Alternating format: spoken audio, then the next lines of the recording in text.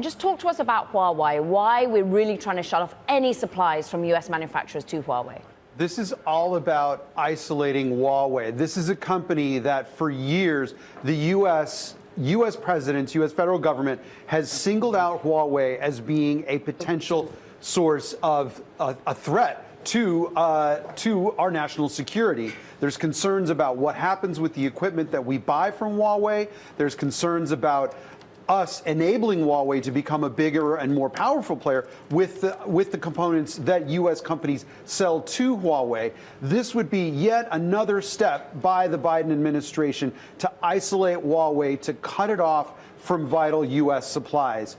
There's a hardening of stance under Biden, even for what it was under President Trump. So President Trump put Huawei on the entity list, but you could get licenses to do business. Which US names are impacted by all of this? Because there are US tech companies doing business with Huawei, or at least looking for exceptions. That's right. A lot of the business that we do with the U.S. businesses do with Huawei had already been cut off, but there were still some exceptions. For instance, Intel and Qualcomm, two of the companies that would be affected by this move, those two companies still sell. Intel sells chips for laptops that are made by Huawei, and Qualcomm sells chips that are used in some of the phones that Huawei sells. So you were still having some U.S. companies do business with Huawei.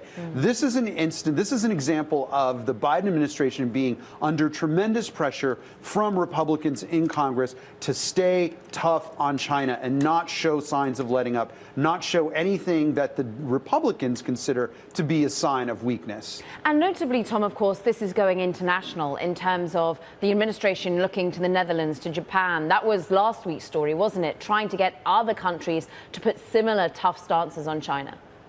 You can't do this alone, even though the U.S. is a major leader in chip-making capabilities, technologies. You can't do it alone because NXP, for example, from the Netherlands, sells some chip-making equipment into China that is highly specialized, very technical, and very lucrative for NXP. And it's a technology that you just cannot replicate easily. China certainly can't do it. So the U.S. cannot fully isolate China. And remember, the U.S. wants to make it hard for China to become a powerhouse in chip-making capabilities. This is something that the Chinese have been behind the U.S. for time immemorial. They have made it a commitment. They have made a commitment to spending the money that it takes to become a leader in chip-making technology, and the U.S. is saying no way to that.